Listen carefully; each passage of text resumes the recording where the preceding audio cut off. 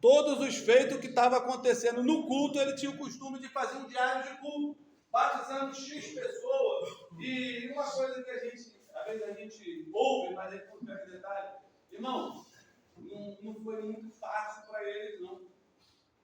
Para quando foi começar, se eu não me engano, acho que na página 85 do diário dele, que você consegue acessar, a página 85 do diário dele, ele conta que eles foram numa cidade em Bragança, levar o evangelho, eles foram cercados, a igreja onde eles estavam, foram cercados por pessoas, eu não sei, não fala lá a denominação, mas pediam morte aos protestantes, pediam morte deles, eles cercaram, e no segundo dia tinha um trabalho lá de novo, eles falaram que oraram a Deus, e provisão de Deus, não mandou um anjo, não mandou ninguém, mas o prefeito da cidade foi lá para assistir o culto e levou 15 homens armados, está lá escrito. Não apareceu nenhum para perturbar, o culto foi uma benção. Então eles relatam os acontecimentos de tudo. Então a importância da gente, para a edificação da igreja, como uma profecia, a gente escrever, porque quando se cumpre, Deus falou e cumpriu. Porque eu só falar acontece muito. Mas quando a gente fala, Deus falou, Deus cumpriu, então eles tinham esse costume de relato de todos os feitos. Então ali começa a se surgir. Sobre Henrique Rego de Barro, vou falar um pouco sobre a história dele. Foi um homem piedoso, temente a Deus, com grande conhecimento nas Escrituras, foi consagrado a presbítero ainda na primeira década do movimento pentecostal no Brasil, trabalhou lá como missionário sueco no Pará e ajudou a consolidar o modelo da liderança. Significado do presbítero na visão pentecostal. O presbítero é um obreiro maduro, espiritual na fé. Um homem cheio do Espírito Santo, Atos 6, 3. Cooperador do pastor, auxilia na administração da palavra, na unção de enfermos e na direção. Um exemplo para o rebanho. A raiz pentecostal, bom modelo de fé apostólica dos Estados Unidos, a Assembleia de Deus nasceu em Belém, em 1911, foi influenciado no movimento pentecostal vindo dos Estados Unidos, especialmente Los Angeles, Rua Azusa, como todos sabemos. E a Assembleia de Deus nasceu por meio de uma infusão pentecostal. Essa experiência continua sendo o centro da vida na prática ministerial. Ou seja, a diferença da Assembleia de Deus das outras denominações que já existiam foi essa infusão pentecostal, esse poder de Deus, esse agir da forma espiritual que os dons se manifestavam, que era um diferencial, era o que chamava a atenção da igreja da Assembleia para as outras denominações que tinham. Então, ele nasceu no meio dessa infusão pentecostal. O presbítero ele é chamado, então agora anotem, o presbítero ele é chamado para guardar a sã doutrina, promover o avivamento bíblico e ensinar, explicar a vida cheia do Espírito Santo. Então vamos lá. Vamos fazer uma exegese do texto de Atos 2, 1, 4. Vamos pegar o versículo da Efésios 2, 1, 4, vamos dissecar ele, Vamos abrir ele. Cumprindo-se o dia de Pentecostes, estavam todos reunidos no mesmo lugar. Análise do versículo. Estavam todos reunidos. Unidade da igreja antecede o derramamento. O Espírito não age em meio de divisão, mas na comunhão dos santos. Quando fala estávamos todos reunidos, não é simplesmente estar no mesmo lugar, mas estavam todos reunidos, mas na unidade da igreja que antecede o derramamento. Então nós podemos entender que o presbítero tem um papel de ajudar a igreja a estar unida. Não posso trazer no meio da congregação ideias que vai ter grupo A, grupo B, que vai ter divisão. Então o presbítero precisa trazer uma forma que a igreja ela fique em uma união. Estavam todos reunidos. Unidade da igreja acontece o derramamento. Ou seja, o derramamento ele acontece quando todos estão unidos. De repente, versículo 2, de repente veio do céu sinal que veio do céu. A soberania do Espírito, ele age de cima, né? Age de cima. Línguas repartidas como de fogo.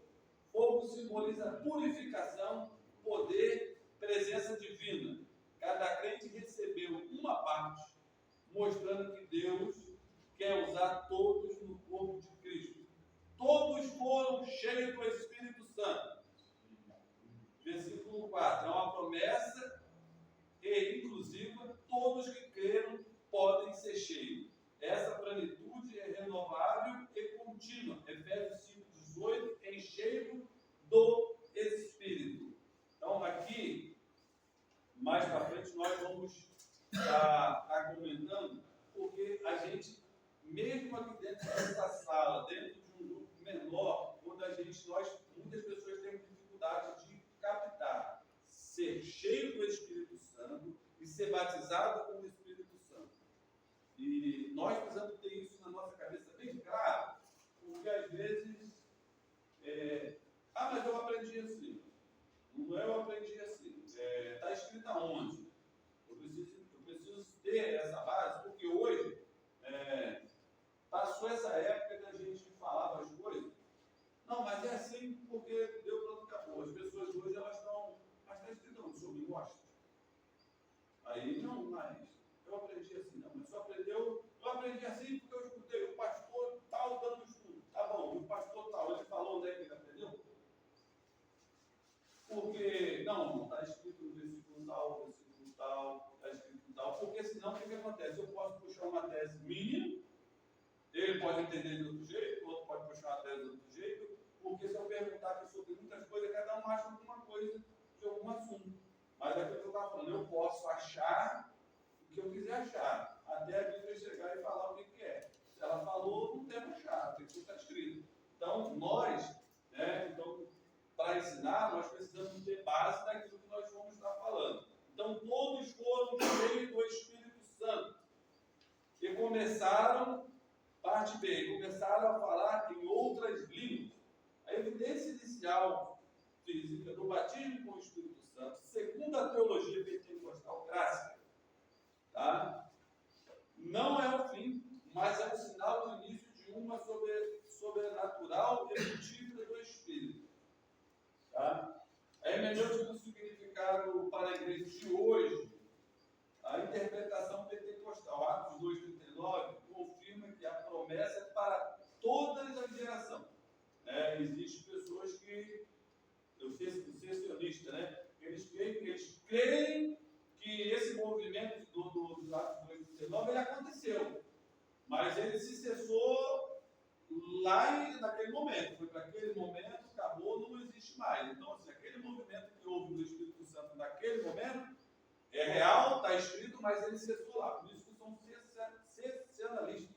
Eles cessaram lá, eles têm essa visão. Algumas igrejas têm essa visão, mas nós, assembleano, pentecostal, nós cremos que os dons, o mover do Espírito Santo, em termos de batismo com o Espírito Santo, você vê os dons espirituais, ele é hoje, ele acontece. Então nós precisamos ter base bíblica para combater, para afirmar a nossa fé, porque nós cremos, mas a minha fé ela não pode ser derrubada com a primeira teoria que o cara levanta e eu não consigo debater ela. Bom, eu creio, eu queria, não creio, eu queria. Ele acabou de me derrubar agora uma tese que levantou. Então, a promessa vos diz a respeito a promessa vos diz a respeito a vós e aos vossos filhos e todos os que estão longe. Portanto, o batismo do Espírito Santo os dons espirituais são atuais e necessários. Função doutrinária do presbítero. O presbítero é educador da fé pentecostal e precisa defender continuamente os dons espirituais. 1 Coríntios, capítulo 12, versículo 4, 11. Ele precisa defender continuidade dos dons espirituais.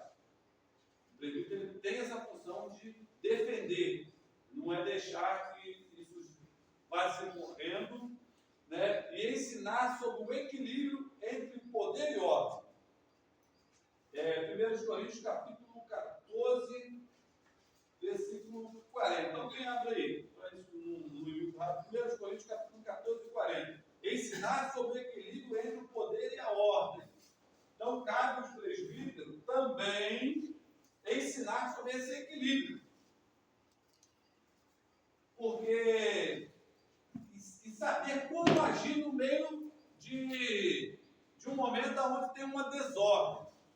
Né? Principalmente, às vezes, Paulo ele vai colocando algumas regras, né, e sendo impondo, para que não haja bagunça no culto. Então, por que ele começa a colocar? Porque estava acontecendo. Normalmente, quando vem surgindo algumas coisas na Bíblia de orientação, é porque estava acontecendo. Então, para que isso não aconteça, para que isso diminua, o que ele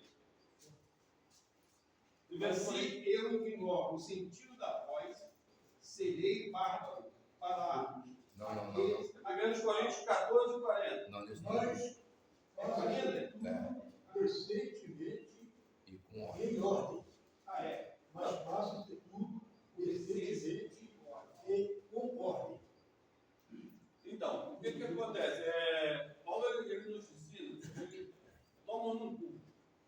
Existem irmãos, né, e eles precisam ser ensinados. Por que eles precisam ser ensinados? Ser orientados de uma forma que eles não atrapalhem o culto. Então, por exemplo, a mensagem está sendo pregada. Aí tem pessoa que está entregando profecia, que está. Mas está se diminuindo, a igreja está aprendendo, mas você ainda consegue encontrar em alguns lugares, está o cara pregando, está alguém profetizando, está profetizando aqui, a palavra está sendo pregada, agora não é o momento. Tem um entregando mistério aqui, tem outro lugar, tem outro lugar. A igreja fica, você já não sabe, daqui a pouco tem alguém profetizando, né? E daqui a pouco está outro aqui falando, e vira-se uma bagunça. Então, assim, o presbítero ele precisa, com decência e ordem, né, chamar, explicar, falar, né? Tem pessoas, por exemplo, tu não vai chegar, vai colocar a mão na mulher, vai entregar uma profecia, tu tem que tomar muito cuidado. A igreja tem que ter ordem, entendeu? Você tem que tomar muito cuidado, porque senão Deus mandou tocar no coração dela. Não toca no coração dela não, pega a mão do anjo, não, vem cá, pega a mão, bota no coração dela aqui, segura aqui e vai orar. A igreja precisa ter ordem, ter decência, porque essas coisas iam acontecendo, dando escândalo, vai fazendo coisa. Então, assim, precisa ter ordem, ter decência, até mesmo quando está se entregando, precisa haver uma ordem e uma decência.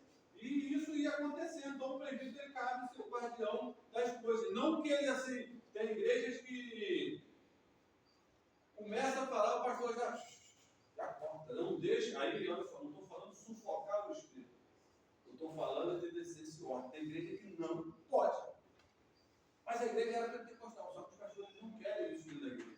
Tem pastores que não querem. Não vou falar nome, tinha um irmão que estava aqui, que não era daqui, mas sempre estava aqui nos cultos, ele levantava umas 4, 5 vezes no culto, então ele levantava em profecia, blá, blá, blá, blá, blá, blá, blá, blá, blá, blá, blá, e no final das contas, nada. Quando há profecia para a igreja, está falando em língua, tem interpretação? Não tem. Falou para quem? Não sei. Falar em língua, não está rolando, eu estou falando com Deus, é eu e Deus. Quem fala em língua, ele fica se assim, está eu falando comigo. Não estou atrapalhando muito em nada. Agora eu levanto para falar, não há quem interprete, então fica sentado. Só que assim, precisa depois, com muito cuidado, para não matar o irmão. Quando você está levantando para falar, você está atrapalhando um pouco. Não, mas Deus está mandando, ele está falando para quem, o quê? Que recado está dando para a igreja? Então, pode falar. A Bíblia recomenda que a própria pessoa que fala, se for possível, ela mesma interprete, se tiver o dom de interpretar. Porque nesse caso aí, se levanta, porque quem interpreta vai edificar a igreja. A igreja tem que receber edificação.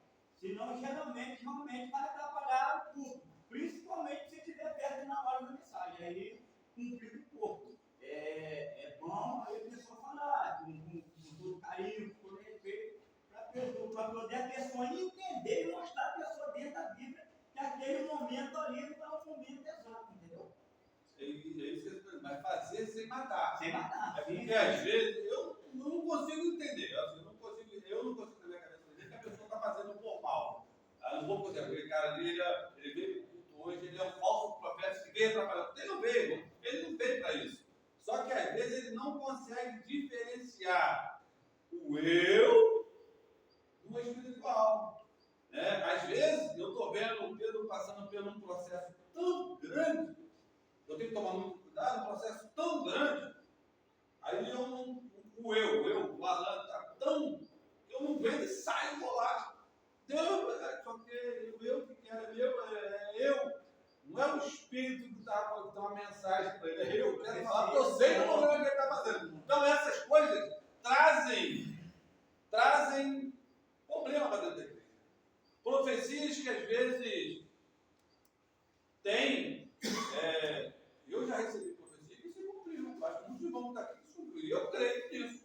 Mas eu já vi profecias que pessoas falaram que tem que tomar muito cuidado, e Deus mandou falar assim, assim, assado, o filho que você está esperando é uma menina e um homem tal.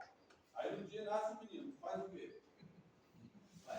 Então, assim, essas coisas, eu falando que eu já vi acontecer, e isso traz o quê? Isso traz, irmão, talvez a gente ache engraçado, mas isso traz uma morte espiritual para a igreja, sabe por quê? Porque quando Deus estiver usando Pedro de verdade para trazer uma profecia para o Deodá, o Deodá vai falar, será que é mesmo? Será que não é igual a do Pedro? Entendeu o que eu estou falando? Então essas coisas, elas trazem um esfriamento espiritual, e assim, essas pessoas que normalmente,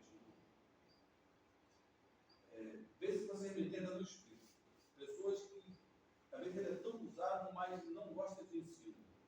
Um bom alicerçado na palavra, cheio do Espírito de Deus, é uma bênção, uma ótima ferramenta. Cheio de conhecimento, vazio de Deus, não adianta. Cheio de conhecimento, cheio de Espírito de Deus, lotado, na unção, o azeite chega a descer nele, então o Espírito nem suor, é azeite, mas não tem palavra, vai fazer meninice, vai fazer coisa dele, porque ele não vai conseguir distinguir, porque a palavra ela é fiel para decidir entre o tremendo. Ele vai dizer, a palavra vai corrigir, não, isso não é isso, a palavra não pode. Isso aqui é de mim, porque a palavra vai me confrontar. Eu não poderia falar isso, eu não posso falar isso, isso é de mim. A palavra vai ajudar ele a saber o que é espiritual ou não. Mas normalmente quem gosta de muito poder vai ter pouca palavra. Mas olha lá. Pode falar. Pode falar? Pode, fala. Fala alto que está gravando, aí depois eu venho com vocês. A gente também, que acredita no poder de Deus, nos dons espirituais, a questão de revelação, profecia, a gente também tem que ter muito cuidado, porque às vezes realmente o Espírito revela, mas a gente tem que ter uma prudência muito grande na hora de entregar mesmo as coisas que Deus revelou, porque tudo tem um jeito para falar. Às vezes tem visões, revelações que requer um certo cuidado. Às vezes tem coisas que Deus te mostra, Deus requer que você chame aquela pessoa no particular, uma coisa para você falar no particular. Às vezes tem cara que não vai ter a prudência, vai falar no meio de todo mundo. E aquilo ali pode causar um escândalo, pode causar um desconforto para a pessoa que está ouvindo, às vezes até mesmo para a igreja. Então, assim, a gente, né, que acredita nas coisas de Deus, muitas das vezes a gente tem que tomar cuidado. Como eu posso dizer, essa prudência, né, de saber o momento exato, como vai falar. A Bíblia fala que o espírito está sujeito ao profeta. O espírito do profeta, ele tem de ter discernimento do que ele está fazendo. Você vê aqui na... Não fala aqui não fala não está gravando, eu sei, está falando da irmã, eu sei, não fala não, porque depois pode. Mas isso que acontece, mas quem dá o discernimento é a palavra. A palavra que ela é apta para decidir. Então, se eu não estou alicerçado na palavra, porque o que está falando sobre jeito, por exemplo, quem mandou Natan repreender Davi? Foi quem? Deus. Natan chegou lá como? Tá, grandão, ó,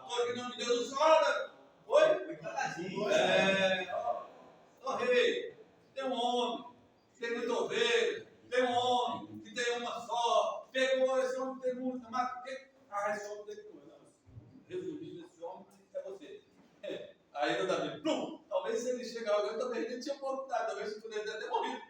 Então, e assim, resumindo, Natan fez o que Deus queria? Fez. Então, assim, eu preciso tomar muito cuidado. Imagina, então Deus aqui, ó, Deus está me revelando, você está traindo a sua esposa. Aí o cara vai calcular, o cara entrega, teve caso, por tempo o cara tem que matar o cara. Porque o cara, então assim, até isso, assim, você tem que ter discernimento. Deus me deu.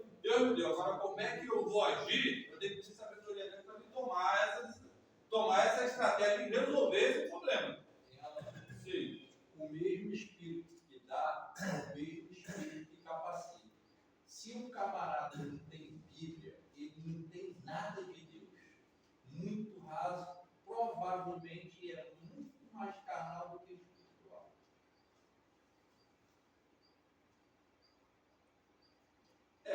Agora, não vou pegar 100%, não vou concordar 100%, por quê? As pessoas que, se nós formos pegarmos os primeiros 120 que estavam lá em Atos, quem eram eles? A gente vai conseguir pegar alguns dos discípulos, os apóstolos, Joana, vamos pegar alguns nomes que nós vamos encontrar. Mas, no meio daqueles 120, tinham pessoas, quem? Os gregos que estavam lá, recém-convertidos, também estavam naquele foram cheios. Eles tinham pouco conhecimento bíblico, foram cheios do Espírito Santo, profetizaram, falaram em língua, estavam lá. Só que assim, o que acontece? O conhecimento, ele vai sendo adquirido com o tempo. Agora, assim, poder demais, sem conhecimento, é um perigo muito grande. A pessoa tem que estar alicerçando, buscando a palavra, para poder se encaixar. Né? Porque senão tem que ter um equilíbrio. Né? Não adianta ter muito conhecimento, tá? Te dar uma Ferrari para você dirigir. Né? Talvez não vai conseguir chegar em Caxias. Vai bater antes. Porque é um carro que você não vai conseguir dominá-lo. É muita potência para um cara que está acostumado a entrar num carro que vai 120, 140 no máximo. Então, você pega um carro que vai 300, uma pisada que você dá, uma freada que você dá, ou você vai voar de cara no para-brisa, ou você vai voar na parede no poste. Então, é muito poder. Precisa de quê? Treinamento para você conseguir ter o controle daquele carro. E o poder também é a mesma coisa. Né? Quem tem que buscar? Nós temos que buscar o conhecimento na palavra. Só para a gente não ficar muito longo, eu preciso avançar porque só são 39 páginas. E vocês só estão com uma página e meia. A pessoa não tinha muito conhecimento, não, nem sabia onde é que o rapaz morava. Ele falou que a vida dele estava toda amarrada no sítio, a mulher não pagava ele, nem mandava embora. Aí o rapaz foi, revelou uma obra de macumba feita no porteiro da casa dele, nem sabia onde é que o cara morava. E mandou ele arrancar ele, vai lá e arranca, porque senão não vai estar dentro. Aí foi lá, o cara foi lá, arrancou e levou, mostrou lá. Entendeu? E o cara não tinha muito conhecimento, não. De palavra. Então Deus, quando usa, essa mesma coisa. Não, com certeza. Eu queria fazer uma pergunta para você, antes de você terminar. Você falou aí sobre a profecia em si, uma pregação. Você vai pregar a palavra do Deus, levantar a profetizar. Qual é a atitude sua que você fazer? Porque a Bíblia já é profecia. Você não está pregando, você está profetizando já a palavra, que é a palavra de Deus. Então não pode haver duas profecias no mesmo tempo. Com certeza. Aí vai depender da situação. Por exemplo, se eu sou o pastor da igreja e eu estou pregando, eu vou repreender o irmão, não. Agora a mensagem está sendo pregada. Agora, se eu estou pregando na igreja de algum pastor, eu paro. Espero que ele, que é o anjo da igreja, ou o dirigente da igreja, levante com uma atitude. Eu não vou pegar e vou corrigir ele agora. Eu paro. Né? Até para que não haja uma confusão dentro da igreja, eu paro. Mas se for o caso, acontece, não tem irmão que parece que tem um probleminha. Então esses irmãos depois assim, só até deixa passar, depois falar e conversa. Não faz. Tinha um rapaz que veio na nossa igreja que estava fazendo isso direto. Os outros estavam pregando, ele levantava a corrida lá e via lá assim, mas não faça isso, cara. Você não está sendo pregado. Você não viu naquela igreja que eu acho que lá? O chinês, mas. Sim. O pastor está pregando, está Aí Ele estava lá na igreja, mas não passa. Você falou o nome, mas você falou o nome da igreja, não falou o nome, não. A irmã ficava carregando os outros. Ela chegou perto de mim, eu estava no altar. Eu estava sentado no altar. Ela foi em mim. Ela foi em mim. Você viu que ela foi em mim? Ela foi em mim. Falou assim. Ai, abraço o pastor. Parece que é disso, eu falei, eu só pensei, Deus não deixa de mim, não. Tanta gente. Aí, ela veio, pirou e me veio gosto. Aí eu fiquei quieto, não falei nada. Ela desceu e foi embora. Eu levantei para lá para pastor? Não. Quando acabou o culto, que eu conheci o pastor mesmo, abracei, não, eu só quero com Deus, eu vou no abraço dele. Mas não, eu vou atrapalhar meio de culto, levantar, porque eu estou no abraço do culto dos outros. E assim, já estava virando uma. Dá para ver, mas assim, deu para ver que ela tem um probleminha. Então, assim, essas pessoas que a gente sabe que tem, é diferente de uma pessoa que a gente sabe que a pessoa tem ciência, é uma pessoa normal e está fazendo a bagunça no culto. Essas pessoas precisam chamar eles e orientar. Então, assim, tem pastores que às vezes nem que faz no meio do culto. Eu prefiro não, porque vai dar um escândalo. Porque assim, qualquer coisa que você faz no meio da nave da igreja, dá escândalo. Então a gente fica com muito cuidado. Por exemplo, eu sou péssimo, se o cara estiver pregando, eu vou parar. Vou parar. E cabe depois do pastor lá, depois chamar ele lá e orientar ele, irmão, não faça mais isso. Porque assim, a igreja, nós cremos que a maior profecia, por quê? Nós cremos que a maior profecia que está tendo é a palavra, e ela está sendo ministrada. Então, nesse momento, ninguém interrompe a mensagem. Tá bom, irmão? Explicou ele. Aí ele continuou fazendo. Aí meu irmão vai ter que chamar ele com muita paciência, tentar colocar isso na cabeça dele. Mas foi Deus. Meu irmão, não pode. Deus não vai contra a palavra. Vai ter que ter paciência com esse irmão, né? Para ganhar ele. Porque senão ele vai ficar se articulando. Estou falando é que a igreja, você conhece, a igreja é ensinada para os crentes não se proceder de tal maneira. Mas imagina uma festividade, onde é que vem gente de fora, que não tem a mesma educação, o mesmo ensinamento, de repente o pregador prega o cara, você levanta lá. E fica ruim, porque você sai da pregando, você está na linha, mas de repente o cara te conta, você te quebra. Não, acontece tudo quanto é isso. Os gatos tomam até o microfone, se você deixar. Mas a Bíblia fala que o Espírito, ele testifica, certo? E ninguém melhor do que quem está recebendo aquela profecia para saber se é de Deus ou não. Por que eu estou falando isso? Há muitos anos atrás, aconteceu comigo. A Paula estava tão longe de Deus, mas nós tínhamos um ponto de pregação lá fora. Eu vim do trabalho e parei no ponto de pregação. Eu não estava bem com Deus. E era quinta-feira, e tinha fila para orar. E eu entrei na fila para orar. E tinha um pregador de fora. Quando eu dobrei meu joelho assim, o pregador veio, colocou a mão em mim, começou a falar em língua estranha e falou assim: eis que eu sou Deus, estou satisfeito contigo na terra. Eu falei: não é o Deus que eu sigo, não pode ser.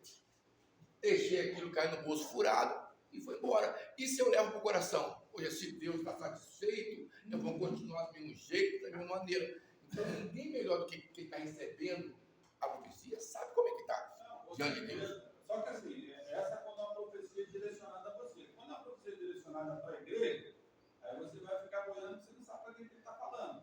Mas assim, para você que assim, é uma profecia pessoal, né, Deus usando alguém para falar para você, já é mais fácil. Quando eu falo para a igreja, igreja, e assim o senhor. Então assim, está diminuindo. Mas assim, tem que diminuir somente isso. Mas o mover de Deus ele tem que continuar, porque a igreja precisa. Porque uma igreja onde ela não tem profecia, não tem revelação, onde é que ela não tem, com o tempo ela vai se corrompendo. A igreja precisa ter os dons sendo manifestos na igreja. Agora, como ter ele sem ter essas coisas, que a gente, Paulo, se eu só passar, eu não vou conseguir avançar. É que eu até falei, 50 um pouquinho das perguntas. Então, vamos lá, só para a gente poder fazer. Então, falamos lá no início como é que surgiu os presbíteros na Assembleia, quem foram os primeiros, como é que vem essa hierarquia, os poderes, e a igreja, ela, por crescimento, aí onde é que surgiu? Eu sempre tive essa curiosidade. Por que surgiu essa questão de auxiliar, né? Diácono, presbítero, evangelista, pastor, missionário. Algumas igrejas têm o pastor missionário, tá? Então, essa hierarquia, ela acabou colocando, né? E auxiliar de trabalho, que é o cooperador da igreja não separado e não consagrado, o diácono que é separado, o presbítero consagrado, né? E assim consecutivamente os cargos para cima. Então a igreja ela pega esses cargos e coloca tipo, dentro de uma hierarquia para cima. A ideia inicial não é colocar que o diácono está abaixo do presbítero. Mas por que eles colocaram tipo um plano de carreira, assim, melhor dizendo, né? Porque as pessoas falam, não, auxiliar, diácono, presbítero, evangelista, pastor e assim vai. A igreja é Assembleia de Deus, ela adotou isso em 1930. Porque a igreja começou a crescer. Então, de 1930 para cá, ela adota isso por quê? Por que eu tiro o presbítero do auxiliar e do diácono? Por que eu tiro ele dali? Apesar que o primeiro não saiu dali. Por quê? Ainda não tinha. Ele era um cooperador que ajudava, então ele veio direto. Por que tira dali? Porque esse período que você está ali servindo como auxiliar, ou servindo como diácono, o dirigente, ou o pastor da igreja, ele está vendo quem é você, em termos de conduta moral, quem é você como esposo, quem é você como vizinho, como é você como membro, Então ele está vendo você naquilo ali. Então quando ele enxerga que você também tem as qualificações para ser um presbítero da igreja, então ele tira dali. Isso foi a diretriz que a Assembleia de Deus tomou em 1930. Para quê? Eu tiro daqui os presbíteros, porque já é homens que já servem a igreja, né, e serve bem a igreja, está servindo bem como diácono, e ele tem os dons necessários, dons de ensino, ele é voltado ao ensino, ele tem conhecimento, ele é controlado, ele é um cara, um bom esposo, então ele tem as qualificações. Então eu tiro ele daqui, porque ele já tem a sua índole testada pelo período já. Por quê? Mas o que diferencia do diácono do presbítero na época? Porque o diácono ele era separado para fazer os serviços assistencial da igreja. Então, quando eu pego ele e coloco ele para um seu presbítero, qual é a função dele agora?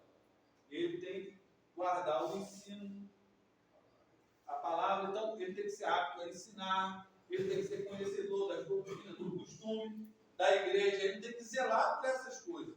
Então, espiritual. Então, ele já é um cara que a igreja já conhece ele dentro daquilo ali. O pastor viu nele que ele tem os outros atributos para sair dali e vir ajudar na outra área. Então, diferente de eu pegar um cara que eu não conheço, a partir de hoje, você vai ter. Então, de 1911 para 1914, o primeiro presbítero ficou ali entre 3 anos, se você fazer a conta, né, de Manuel Avelino ali, o Henrique, eu ia ficar mais de 3 anos trabalhando com o amigo. Eles saíram de cooperador, não foram diácono, não foram auxiliares, foram lá e foram separados do presbítero. Por 3 anos que eles estavam ali aprendendo, era um homem conhecedor da palavra, e vieram falar mais de 3 anos. Hoje, aí a igreja da Assembleia de Deus que tomou como diretriz isso. Não quer dizer que para um cara ser presbítero, ele precisa ser auxiliar e diácono. Bom, como é que você trabalha a igreja? Posso falar que não estou falando não, tá? A igreja evangélica trabalha.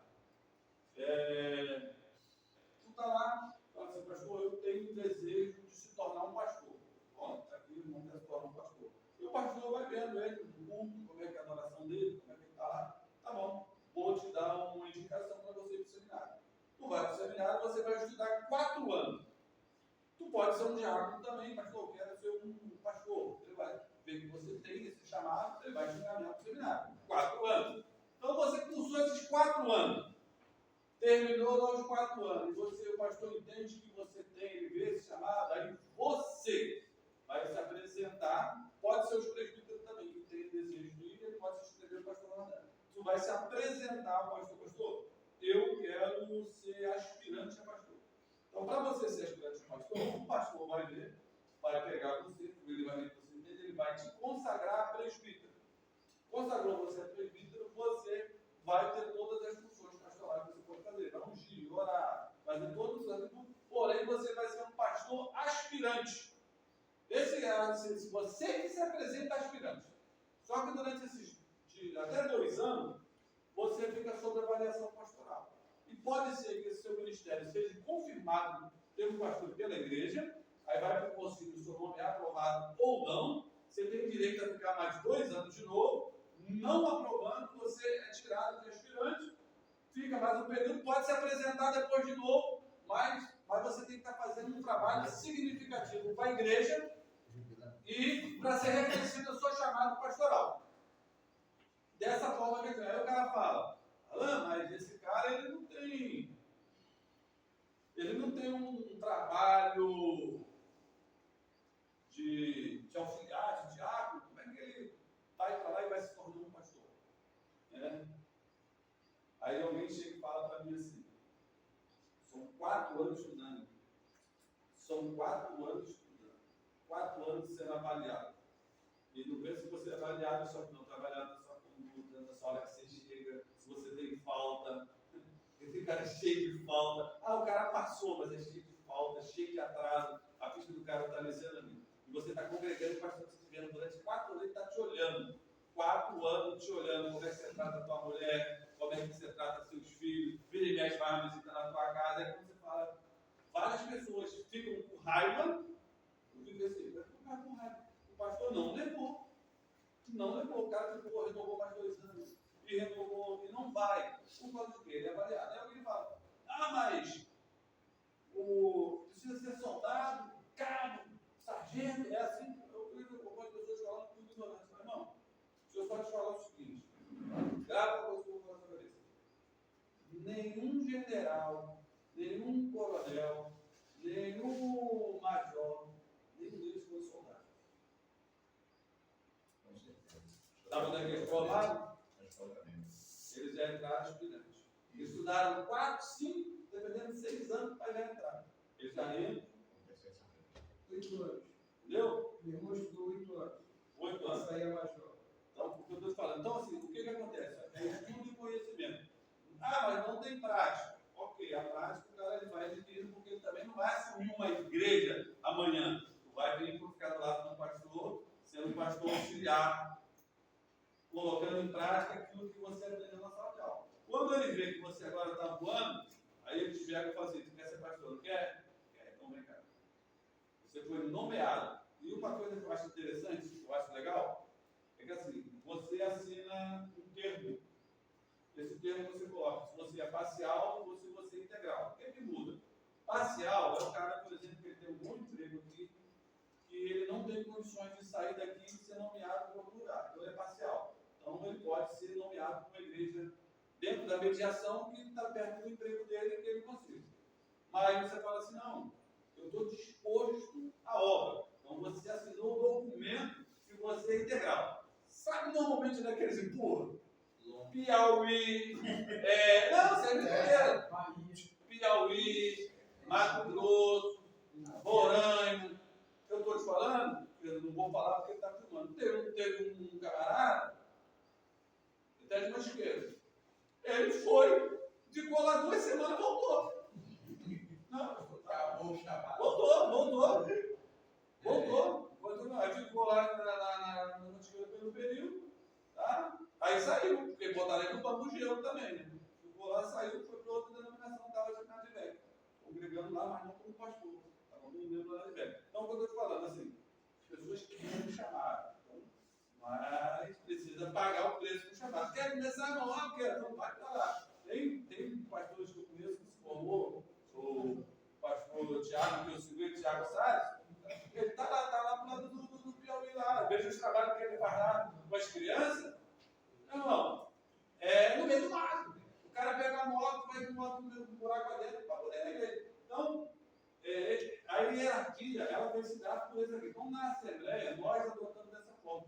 Mas não tem nada que, assim, biblicamente, tem que ser assim. O pastor quebrou a hierarquia bíblica. Isso não é uma hierarquia bíblica. Isso é uma norma, são dogmas, forma que a Igreja Assembleia, ela pegou para ela se organizar, tá? Ela se organizar. Pode ser.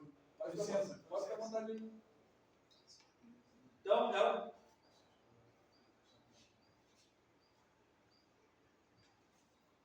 Então, ela pegou essas situações para ela se organizar.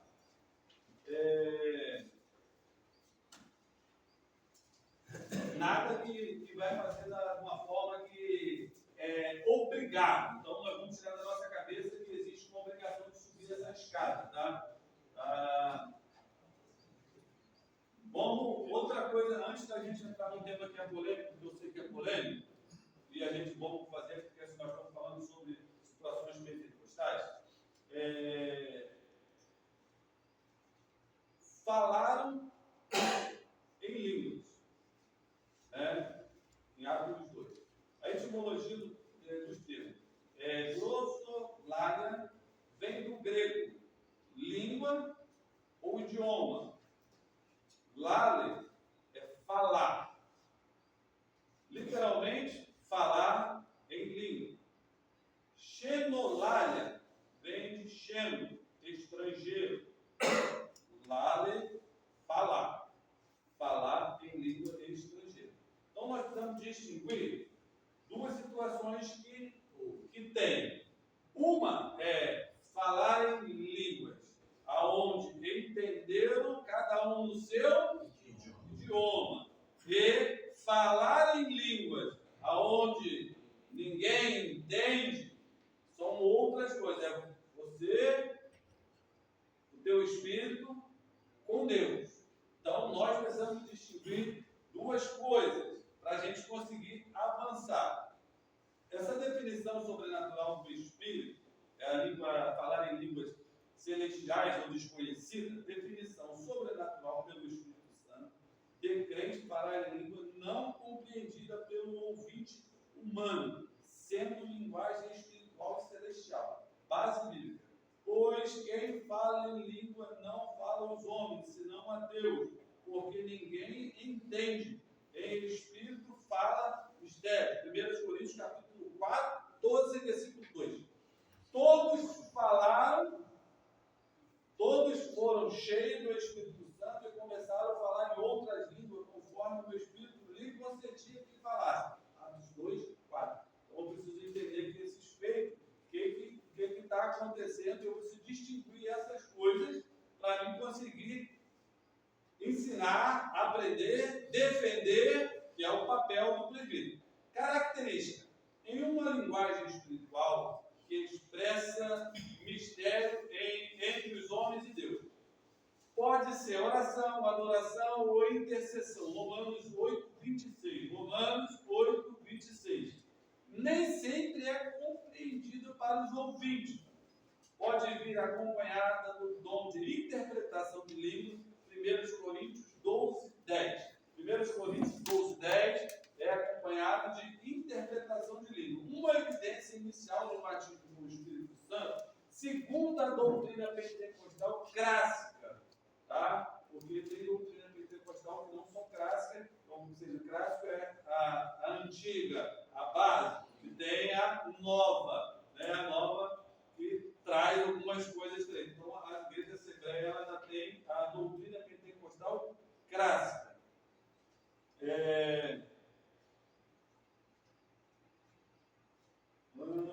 Clássica, Espírito Santo, linguagem espiritual, batismo com o Espírito Santo, clássica, Assembleia de Deus. A xenolalia é falar em línguas humanas reais e estrangeiras.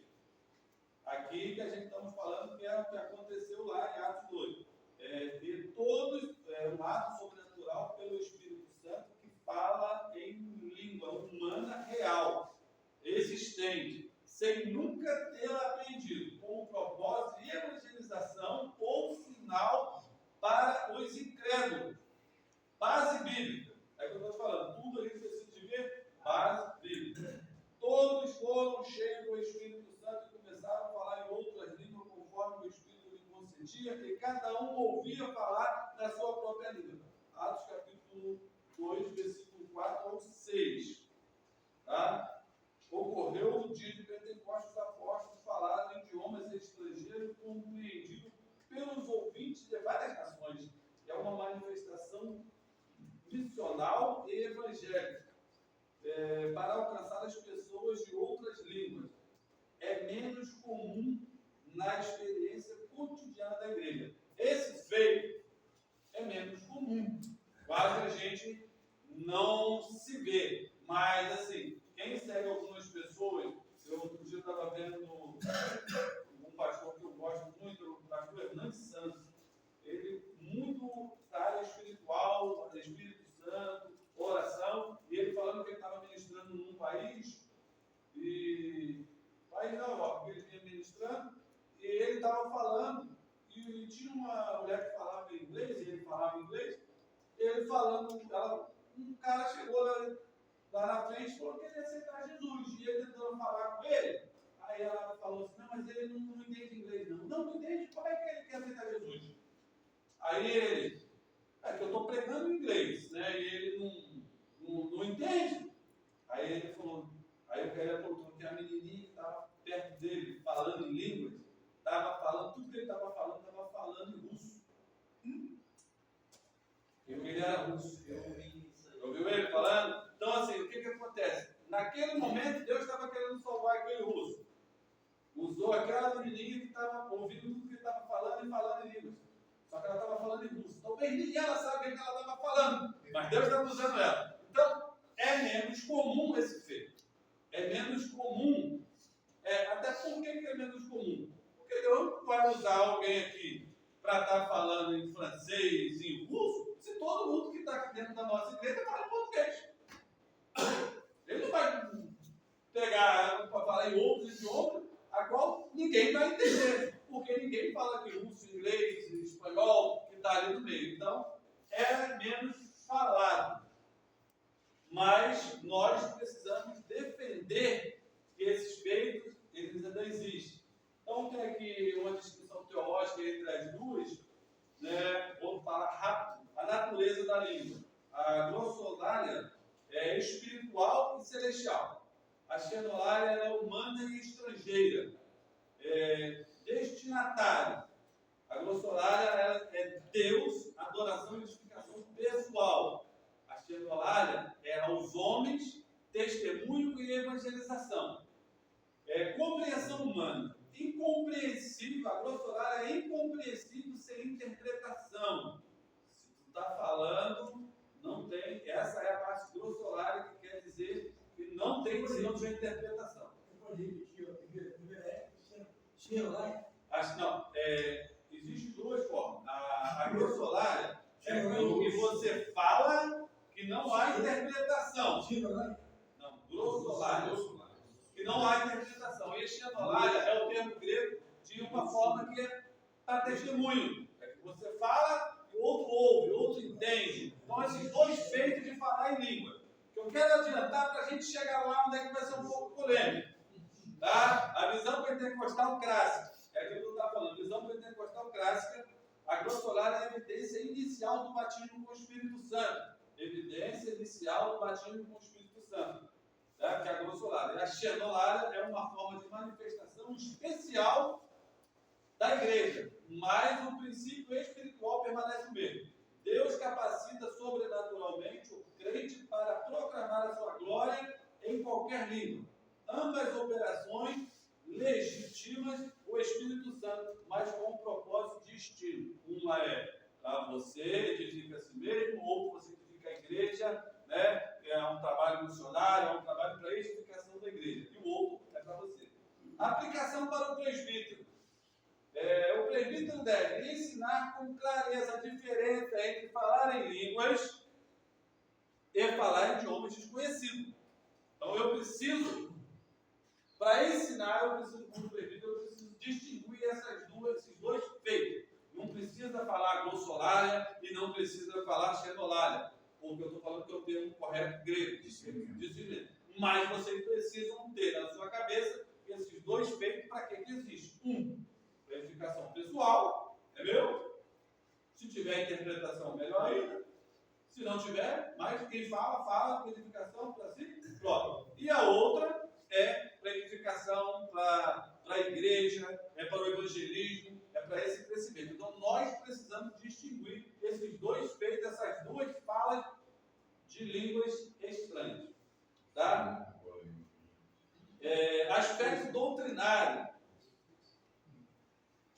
aspecto prático, vamos começar agora a esquentar. Ser cheio do Espírito Santo. A gente confunde ser cheio e batido com o Espírito Santo.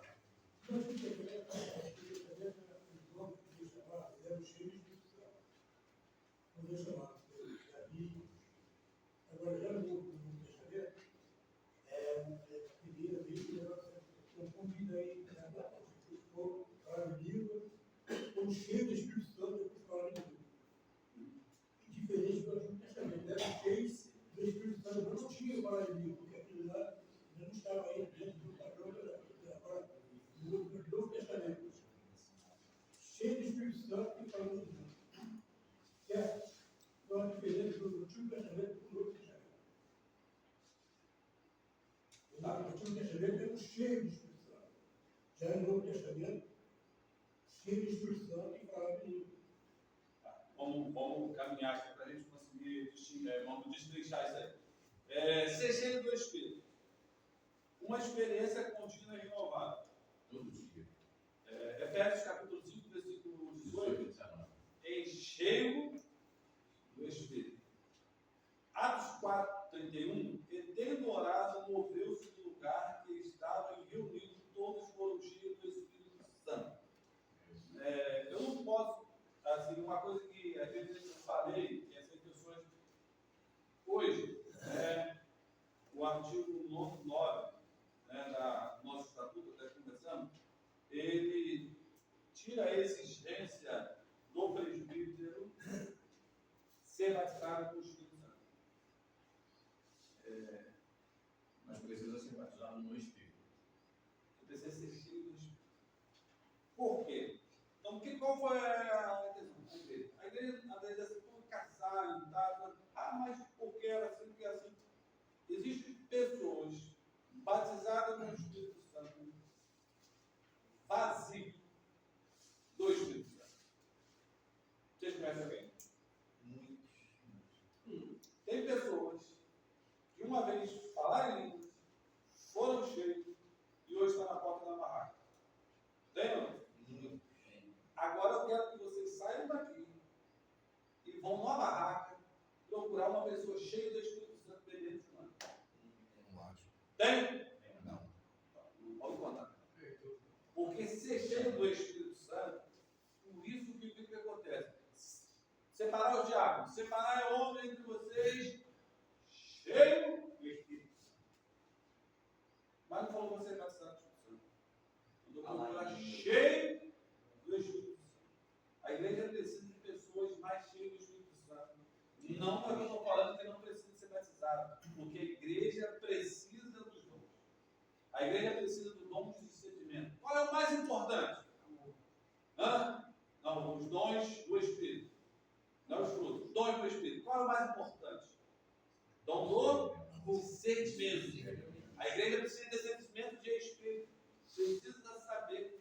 Ele é proveniente de Deus. É ou não. Esse é o mais importante. A escola, inclusive, é diverso. Se não consegue discernir, não fala línguas. Então, o que eu preciso entender? Que a igreja precisa. Então, o que é ser cheio e o que é ser revestido?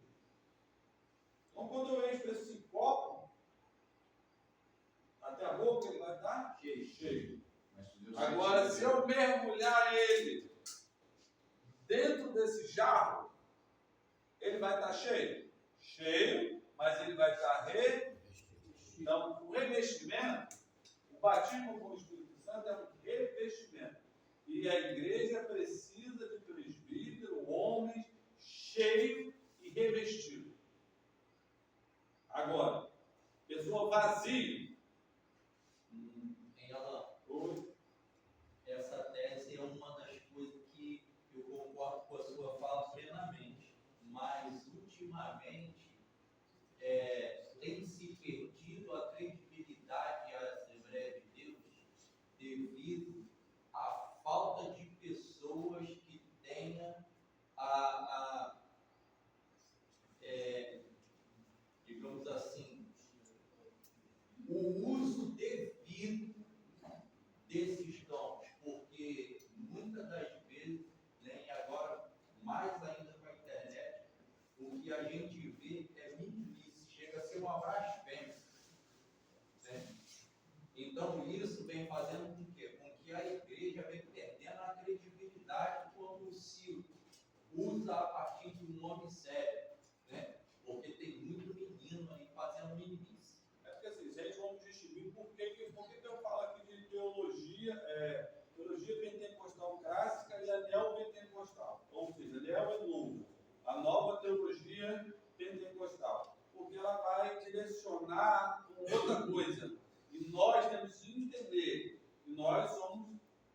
citar o clássico. Qual é a diferença? O clássico é aquilo que está em Atos 12, assim, a gente crê nos dons, a gente tem que crer, mas vamos lá, só para poder avançar. Ser cheio do Espírito Santo é uma condição contínua e renovável do crente batizado que mantém o submisso sensível à direção do Espírito Santo em todas as áreas da vida. É um estado espiritual de quem vive em comunhão, santificação e obediência. Pode e deve ser repetido várias vezes ao longo da sua vida cristã. Produz fruto espiritual e pode ser renovado. Gálatas 5, 22 e Atos 13, 52. Então, assim, tem muitas pessoas que falam em línguas, até fala em língua, continua falando na igreja em línguas, profetiza, mas se a gente for procurar Gálatas 5, 22 na vida dele, o que diz Gálatas 5, 22? Alguém lê aí para mim. Gálatas 5, 22.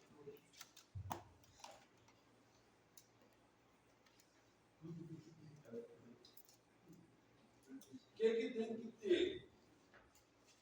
Se eu fui batizado, se eu fui... Mas os frutos do Espírito é o amor, alegria, paz, longanimidade, benignidade, bondade e fidelidade, mansidão, domínio próprio. Contra essas coisas não há lei. Isso é cheio. Esses são os frutos do Espírito. Isso é viver a plenitude do Espírito. Esse é cheio. Eu entendo que o batismo com o Espírito Santo, ele é um ato único e acontece uma vez só na vida de cada uma pessoa. Não vai acontecer duas vezes. Tu pode ter um renovo, que estava morto, apagado, e Deus renovou. Mas você não foi batizado de novo, você só foi renovado. Mas ser cheio é contínuo. É todo dia. Pode uma palavra rapidinho? Só para a gente colocar em sentido organizado, o primeiro batismo que o crente recebe é o batismo no Espírito. É o momento da conversão. O momento que ele levanta a mão, ele é batizado no Espírito. É o momento em que o Espírito Santo leva ele a conhecer a Cristo. Esse é o batismo no Espírito Santo. O Dr. Gilberto ensinava isso com muita maestria. O segundo é a prática diária, é o que você está ensinando agora. É o ser cheio primeiro. Porque não adianta você ser batizado sem ser cheio, senão você fica com a igreja conforme a tua tese falando aí, a tese mais madura de se entender. E depois sim, depois de ser cheio do Espírito, desenvolver os frutos do Espírito, aí é a prática do poder, porque o batismo com o Espírito Santo é uma fusão de poder, é o revestimento que você ilustrou muito bem no copo dentro de um jarro de água. Então, se você organizar, então, assim, quando você falar, todos nós que estamos dentro dessa sala somos batizados no Espírito, porque todos nós um dia levantamos as nossas mãos e fomos a Cristo. Isso é um ensinamento, inclusive, da teologia pentecostal ensinado pelo Dr. Gilberto, que é um dinossauro do nosso pentecostalismo, no Espírito Santo. Contra isso, eu sei que Jesus levantou a mão batizado no Espírito. Então, ali ele está batizado no Espírito Santo. É quando o Espírito Santo leva ele a conhecer a Cristo. E ser cheio é uma prática diária, é todo dia. E não é o Espírito que faz isso, é você que faz essa prática ser. De você ser cheio, é você que tem que procurar. Porque o que você leu aí é legal, não se embriagueis com vinho, mas enchei-vos de quê? Do Espírito. Quem é que tem que se encher? É o Espírito que tem que encher ou você que tem que ser cheio? A prática diária. Então, assim, o problema é que nós invertemos o papel. Eu acho que é o Espírito que vai vir para encher a gente. Não, é nós que temos que nos encher do Espírito. Para que uma vez nos encher do Espírito, nós vamos desenvolvendo. É por isso que eu falei, é fácil ter um crente que seja cheio do Espírito. Porque ele vai ter dom. Você vai ver que o cara é diferente, que o cara ama. Você vai ver que o cara a vida dele é diferente. Mas o É cara ser cheio do novo. O cara não diz, mano. O cara não mora, ele é cheio de quê?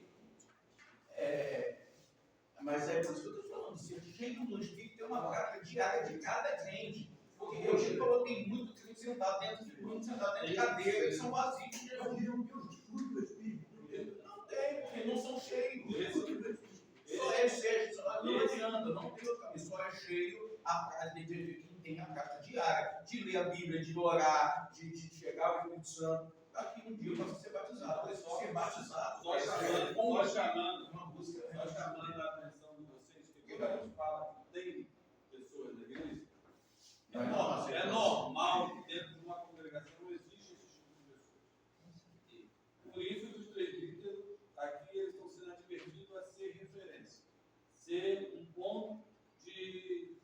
coluna espiritual para aqueles olhos, ser um farol. Só que não é normal ter presbíteros com essas características. Vazio. A igreja não pode olhar o Pedro e ver ele um homem vazio de Deus. A igreja não pode olhar para mim e ver um cara vazio de Deus. Porque nós somos colunas espiritual, coluna moral, nós somos a referência da igreja. Nós precisamos ser referência. Então, vamos lá. A igreja precisa ver que nós somos cheios do Espírito. Mas como é que a igreja vê que você é cheio do Espírito? É ver o fruto do Espírito, é ver o que sai. Foi Jesus que falou: como é que você vai conhecer que a árvore é boa ou a árvore é ruim? Pelo quê? Pelos frutos.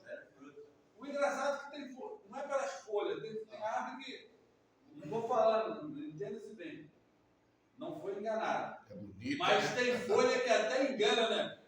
Engana ou não engana? Jesus falou: pô, vou lá comer uma fruta. Chegou lá, estava florida. Tinha fruta? Tinha folha. Folha até engana, irmão. O problema todo, o que nós precisamos ter discernimento. Que tem gente que não é gente cheia de folha. Às vezes tem folha no nosso altar. Mas, Ana, existe dois tipos. Aquela que estava lá dentro da vinha, ele deu uma chance de um ano. Aquela que estava só com folha bonita, ele mandou arrancar e cortar e queimar. A diferença é o seguinte: você não pode viver de aparência, você não pode parecer que é você. Essa arranca e queima, porque nem para a obra do fogo ela quer. Por que Jesus Entendeu? falou que Ainda tem esse batismo que é perigoso, eu tenho que ensinar que é o batismo com fogo. Não, Que aí isso aí vamos lá, porque senão o que acontece? Eu só usei as árvores para a gente conseguir ter um foco. A gente não vai entrar nela, senão a gente vai entrar nela e a gente vai pedir um foco. Então vamos lá. Aplicação prática. Presbítero deve buscar uma vida de altar, oração constante e consagração. Eu me cobro. Às vezes falta em mim consagração. Eu até falei essa semana toda, quinta-feira, nem que eu vou sair mais tarde, mas eu vou na consagração da igreja, vou tentar estar aqui.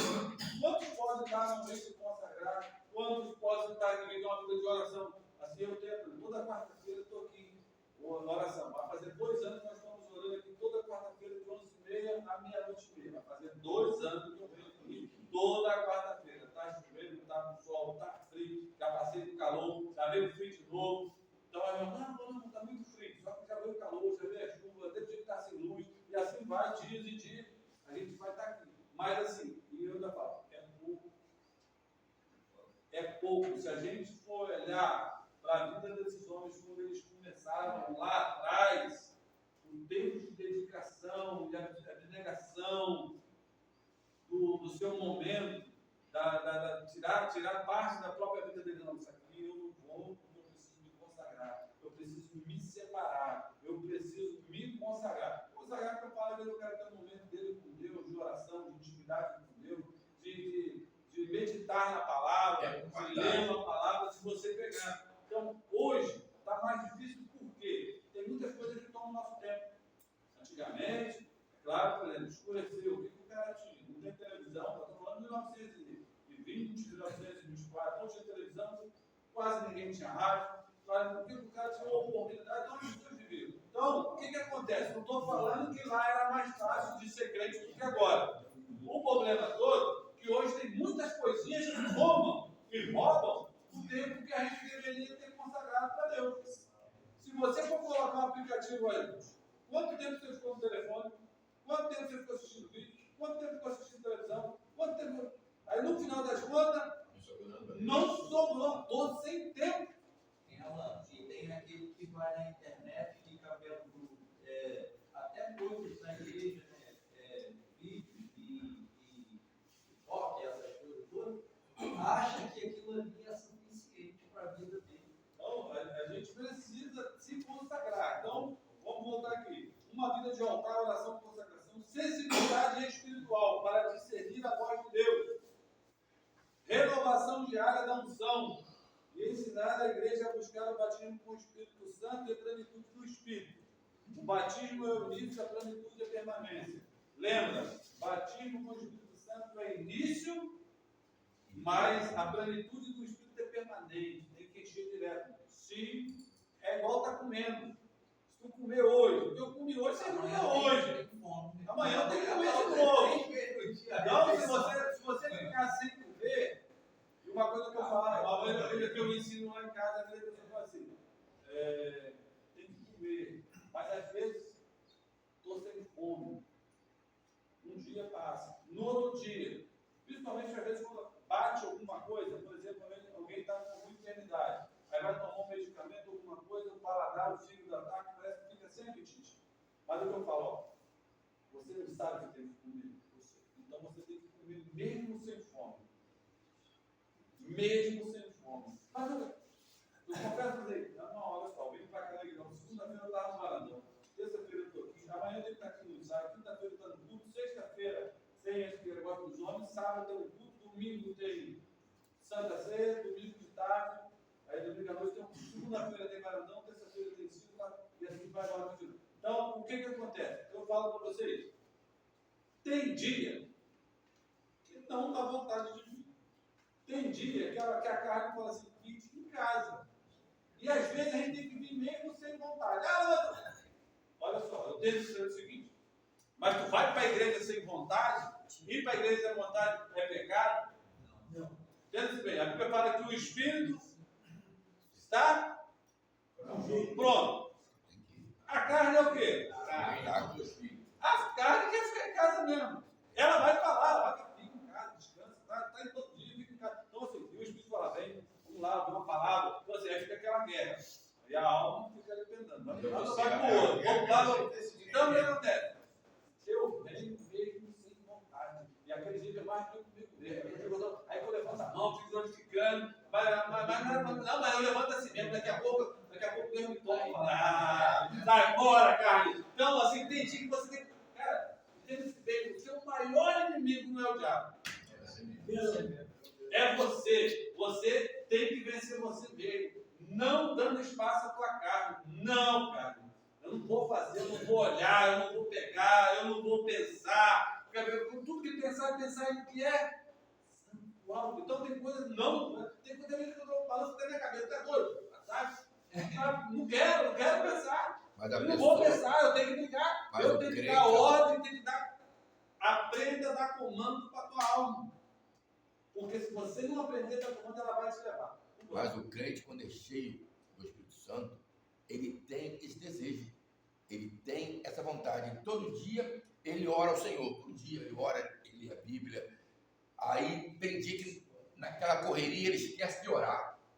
Aí quando ele diz, Senhor, me perdoa, esqueci de orar, Deus me perdoa, porque está cheio do Espírito Santo. Agora, o crente que não tem essa vontade é um crente vazio. Aquele versículo que fala, o povo continuamente voltar a ser para hoje, a missão de Deus deve haver continuamente voltando que estão hoje. E como se faz isso? Faz isso aí, dando frequência a nosso trabalho dele, não dando atrás, essa sabe maior mesmo, que é nessa posição que o Espírito Santo de Deus renova a vida. Então, isso é uma realidade. Se eu só voltar a falar aqui, tá? Vou concluir. Vamos lá, depois vamos Sabe a participação? Quando a gente fala cheio, tem que encher. Mas quando você lê a Bíblia, o encher, eu leio de manhã o meu devocional. Eu vou remoendo aquilo o dia todo. Estou me alimentando naquele devocional. Então você está cheio. Eu, às vezes, eu falo assim, eu não vou mais aqui na igreja, não vou explicar. Eu não consigo. Porque o Espírito Santo me toca e não tem outro caminho. Eu tenho que vir. Então, eu vou lá ler a Bíblia, porque eu vou encher o alimento da leitura da Bíblia. Para aí você desenvolver a sua oração, o seu jejum, tem que ter direcionamento do conhecimento. A pessoa fala assim, discernimento. Você tem que conhecer para decidir. Se você não conhece, você não vai decidir. Então, a maioria dessas atitudes são nós que temos que tomar. Jesus já deixou tudo aí para nós. O discernimento, assim, a palavra, ela vai ajudar você a decidir o que é certo e errado. Mas, por exemplo,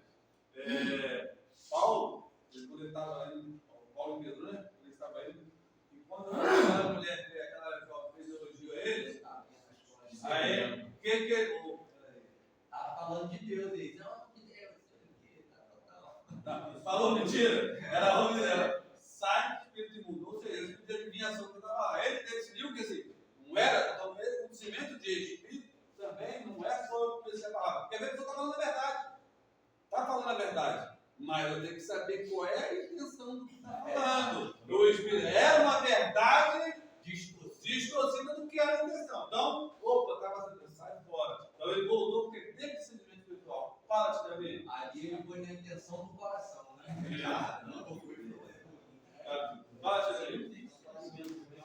Pode falar um pouquinho alto, Davi, que está gravando aí, que eu vi esse jogo.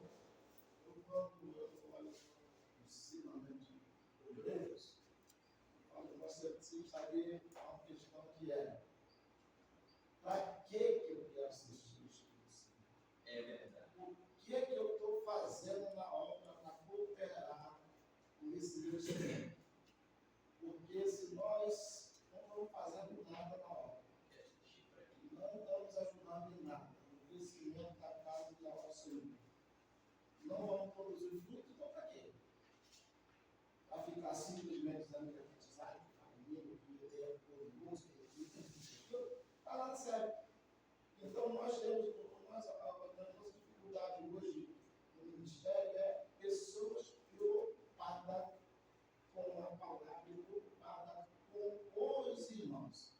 Se nós estivermos preocupados em ganhar alma, ajudar o outro, é válido a instituição. Se a gente não vai preocupar com nada, aí a gente vai conseguir uma salvação, mandando devagar, porque nós precisamos sair da inércia, né? Sair da inércia, ajudar na obra do Senhor. Porque nós fomos chamados. Para que nós fomos chamados? Nós temos que ter esse coração para quê? Pedido de conversão, isso aqui. E temos irmãos que pedem conversão aqui. E você falou para os irmãos: para que nós somos chamados? Precisamos entender o nosso chamado. Precisamos entender a nossa posição dentro da igreja. Se nós não entendermos a nossa posição, nós vamos ficar. Eu falo sempre que nós conversamos muito sobre isso. Nós vamos ficar dentro da casa do Senhor, preocupados somente conosco. E isso aí nós essa autopreocupação. Apesar que o mundo não nos leva para isso, cara. O mundo nos leva para isso. Quando você fala uma coisa, as pessoas dizem: que preocupa com a sua vida, né? Mas graças a Deus, eu aconselho muito, eu não tenho essa dificuldade que eu tive. Mas eu vejo alguns falar sobre isso. Mas nós precisamos nos preocuparmos que o céu, Jesus veio para nós. Nós precisamos ensinar isso e exercer isso que é o ministério. Vamos lá. Posso ser cheio do Espírito Santo sem ser batizado? Pode. Sim ou não? Sim. Todo mundo concorda. Porque quando você aceita Jesus, um crente pode ser cheio do Espírito Santo no sentido de viver uma vida consagrada, guiada, frutífera. Lembra? Porque assim, não tem como ser cheio se você não tem uma vida frutífera. Então, aí pega. Mas eu sou cheio. Ele não é frutífero. Não é cheio. Não adianta o cara falar que ele é. Uma coisa que eu vou falar: ser cheio do Espírito Santo não é alguém que pula, que roda na igreja lá, que olha uma reta assim, vum, corre lá fora da três voltas da igreja. Pai daquele irmão, ele é um cheio. Não. Ser cheio do Espírito Santo é ser frutífero. Tem que ter fruto. Né? Um crente cheio do Espírito Santo no sentido de viver uma vida consagrada, guiada, frutífera, sem ainda ter recebido o batismo pelo Espírito Santo. Como evidência de falar ali. Exemplo bíblico. Vamos lá, alguém pode abrir em João 20 e 22? Vamos dar alguns exemplos bíblicos para a gente ter base daquilo que a gente está falando. João 20 e 22. Pode ler? Pode. E havendo dito isso, assoprou sobre eles e disse: recebei o Espírito Santo. Aqui, nós estamos falando que Jesus, mandar os discípulos sair, nós não estamos falando de batismo do Espírito Santo. Batismo do Espírito Santo veio quando? Atos 2. Mas Jesus sopra neles o Espírito Santo, para que eles venham o quê? Ter uma vida frutífera, ter uma vida espiritual. Jesus soprou neles o Espírito Santo. Então aqui nós vemos pessoas que eram cheias do Espírito, né? Eles passavam a ser cheios do Espírito, porém ainda não eram batizados. Né? Atos 2, aí sim, porém foram batizados com o Espírito Santo e receberam poder. Ou seja, entre João 20 e 22 e Atos 2, os discípulos já eram cheios do Espírito. Eles eram convertidos, mas ainda não tinham sido batizados com ele. Então, é bem... Aqui acho que a gente consegue praticamente matar essa questão de ser batizado e ser cheio. A não ser que alguém queira levantar e falar que não, Jesus soprou e não foi cheio. Está escrito. Então, vale ressaltar que o Jesus que nós estamos falando aqui é o Jesus glorificado, tá? Não é mais o Jesus homem. É o Jesus glorificado. Como aqui você vai pisar, cara, por causa desse açougue aí.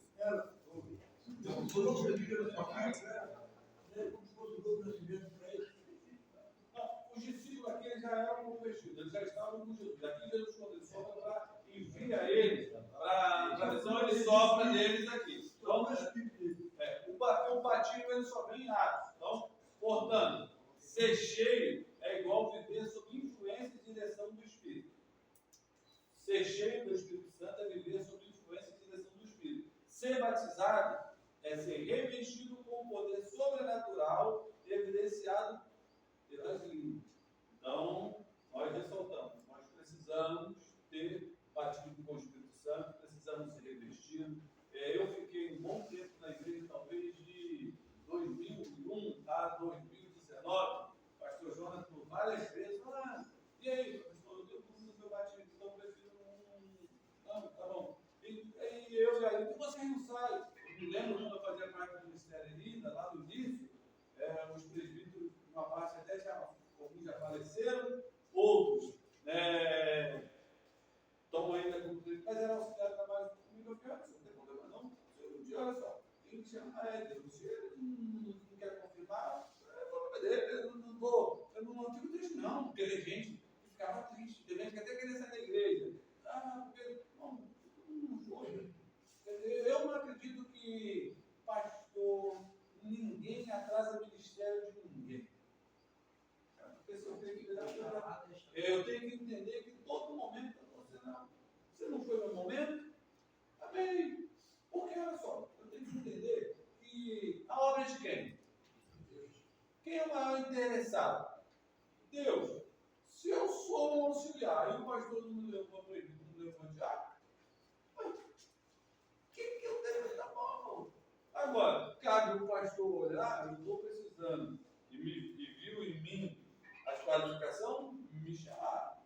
Ele com Deus, e a gente entrou para servir. Agora, se eu tiver uma coisa, que às vezes acontece muito, desejo de status, aí eu vou começar a olhar, tá atrasado. Esse cara está falando da direção. Se ele tivesse visão, eu já tinha visto. Meu irmão, pode tentar te esconder aonde quiser. Pode até tentar alguém ficar tentando com o pano preto te tampar para o cachorro não te ver. Mas Deus te vê. Lá, cara, aquele pano preto, aquele lá que eu quero. Aquele lá que eu quero. Mas o fulano está tampando. Não, sai da frente, vai tirar. Então eu tenho que entender que ninguém atrasa o ministério de ninguém. O único que tem poder de atrasar o ministério da gente, sabe quem é? Nós atrasamos. Nós atrasamos porque se você tem uma vida voltada na palavra, se você é cheio do Espírito Santo, você tem a qualificação que ele vai caçar na Bíblia para falar. Separar é homem entre vós cheios do Espírito Santo. Agora, mas nesse caso às vezes, talvez só não quer também. Oi. Às vezes também porque a pessoa não quer. Sim, não, aí entra aquela questão. Se a pessoa não quer, ele é o cara que atrasa o ministério dele. Sim, resume que. Porque lá atrás, uns 13 anos, quando eu vim para cá, fui convidado para poder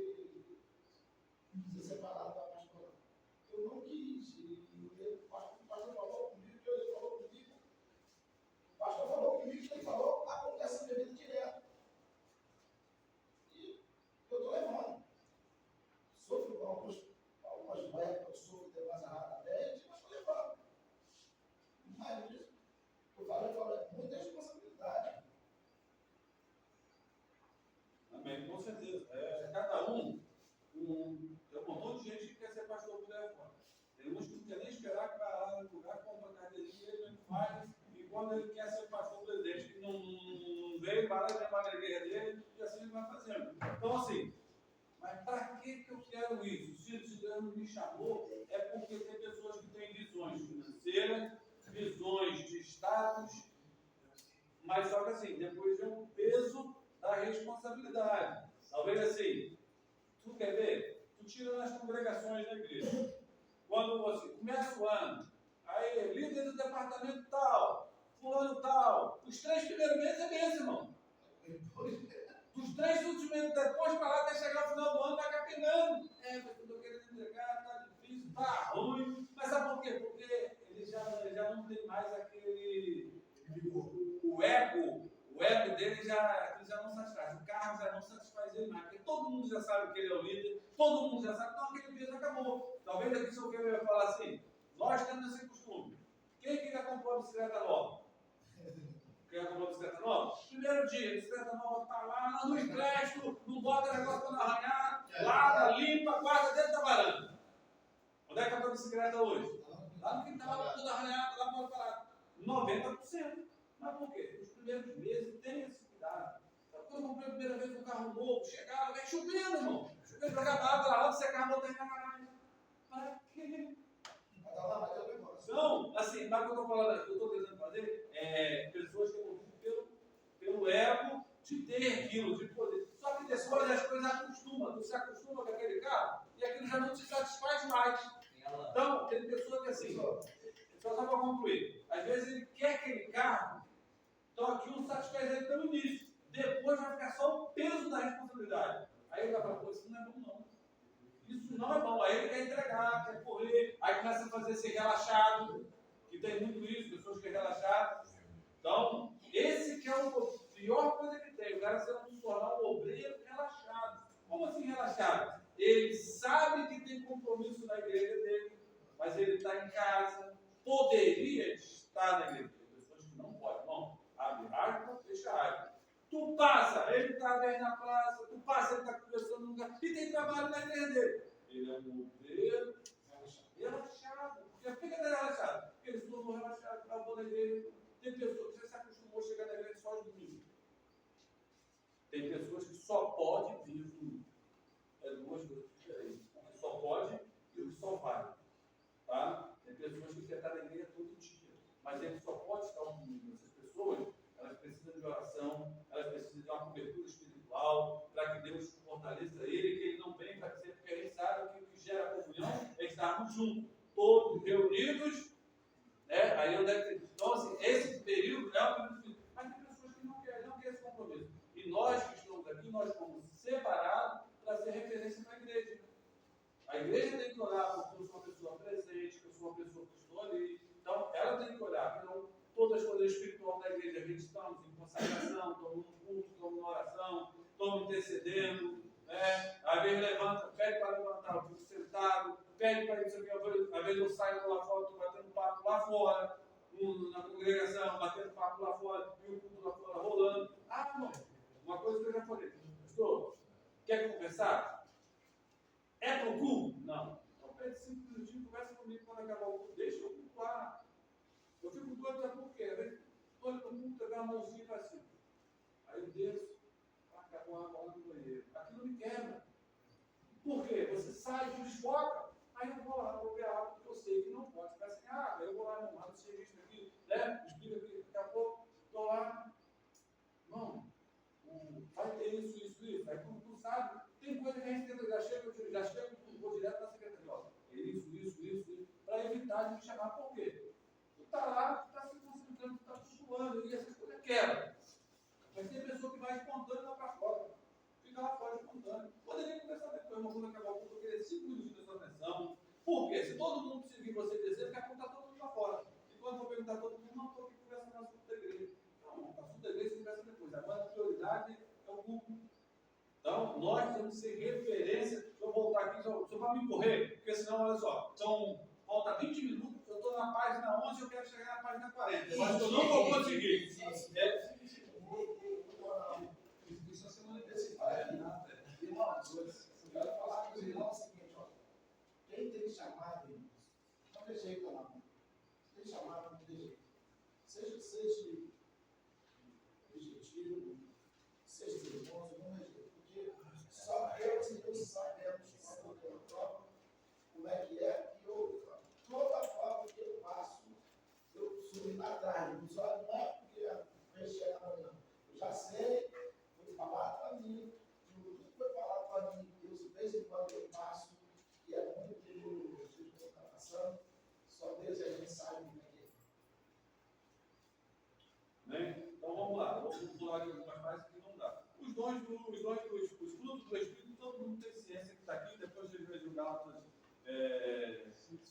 22, 23 ali, os frutos do Espírito, né, que é amor, gozo, paz, longanimidade, benignidade, bondade, fé, mansidão, temperança.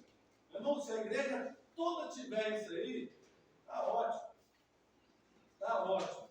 Uma igreja com amor, né, com gozo, paz, longanimidade, benignidade, bondade, fé, né, amor, base para todos os outros. Amor é incondicional. Né? Sem amor não tem como. Alegria, né? Contentamento espiritual mesmo nas provas. Né? É difícil, mas quem tem fruto, mesmo passando prova, você viu? Tem irmão que assim, ele é fora de sério, né? Assim, qualquer um já era para ter desabado, mas o cara está ali, mesmo na diversidade, está alegre. Não pega o microfone, não. O cara fala, parece assim, uma simplicidade tão grande do que ele está passando. Acho que ele tem noção do que ele está passando. Não, é porque ele tem essa alegria, que não é uma alegria normal, é uma alegria que o Espírito Santo produz. Porque a gente deve nos confundir. Tem coisas que nos traz alegria, mas é momentânea. Por posse, alegria por adquirir, alegria de possuir, de conseguir. Mas a alegria do Espírito Santo, ela consegue trazer alegria mesmo na diversidade. Mesmo o cara sendo confrontado, ele está alegre. Então, isso que nós devemos ter. Paz, tranquilidade interior diante das lutas. Essa paz que o Espírito traz é mesmo diante das lutas. Não é quando eu falo assim, estou em paz, é porque não tem nada me atormentando. Né? Eu estou em paz porque tem nada, está tudo de vento em corpo. Não, essa paz que está falando do Espírito é mesmo diante das lutas. Longanimidade, paciência diante das diversidades. É o que a gente precisa. Né? Diante de ter paciência diante das situações. Não é querer ir para ontem, precisa dessa longanimidade. Benignidade, disposição para fazer o bem. E fazer o bem, Paulo fala, né, que aquele que pode fazer o bem e não faz, né? Então, mas ter benignidade é ter disposição para fazer o bem. Então, nós precisamos ter bondade, caráter íntegro e generoso. Fé é fidelidade e confiança em Deus. Mansidão, humilde e domínio da força. Temperança, autodomínio e equilíbrio espiritual. Esses são os frutos que nós precisamos ter. E isso aqui é ter a plenitude do Espírito. É ter esses frutos aqui. Isso aqui que eu detalhei para vocês, versículo por versículo, não falei para não ficar muito grande. O equilíbrio entre o poder e o caráter. 1 Coríntios 13, 1, 2, ainda que eu falasse a língua dos homens e dos anjos, e não tivesse amor, serei como um metal que soma. Um crente pode ter dons espirituais, pular, sapatear, dar salto mortal, entregar profecia, revelação, mas sem o fruto do Espírito, a sua vida espiritual é vazia e desequilibrada. Os dons mostram o poder de Deus em nós. Preste atenção, guarde essa frase. Os dons mostram o poder de Deus em nós. Dom de Deus. Né? Os dons do Espírito mostram o poder de Deus na vida. A pessoa tem dom de cura, tem dom de revelação, dom de visão, né? Dom de maravilha. Né? Mas os dons mostram o poder de Deus em nós. Mas os frutos mostram Deus em nosso caráter. Você está entendendo? Mostrar Deus em nós, mas agora é mostrar ao contrário. Então nós precisamos desses frutos. Não adianta ter muito poder, mas eu preciso ter esse caráter. A aplicação pastoral, o presbítero ensina com equilíbrio, deve orientar a igreja a buscar os dons, mas também produzir frutos. Viver exemplo, seu ministério deve refletir tanto o poder espiritual como o caráter de Cristo. Evitar o extremo, sem os dons, o ministério sem poder. Sem frutos, o ministério sem credibilidade. Tá? Precisamos ter frutos para ter credibilidade no nosso ministério. Não adianta falar muito de Deus, falar de Deus, e a pessoa olhar e ser vazio. Pessoas vão olhar, aquela árvore é boa, aquela árvore é não sei o quê, não adianta fazer propaganda da árvore. Quando olhar, não tem fruto. Purinho. Hoje em dia, apesar que a gente vê que tem hoje umas árvores de enxerto, né, que você já chega lá, já chega cheio de fruto, né? Mas raciocina você comigo. Tu vai lá comprar um pezinho de laranja. Tem lá, um pezinho de laranja de enxerto, cheio de laranja. E o outro lá sem laranja. Quanto é? R$150. Quanto é? 150. Vai levar qual? O outro vai dar, mas depois. Qual você vai levar? Pode falar. Não tem fruto, irmão. Todo mundo quer fruto. A igreja quer ver fruto na nossa vida. Por quê? Se eles verem fruto na nossa vida, nós vamos espelhar eles também gerar fruto. Então, não, tem. Você está me trazendo que tem.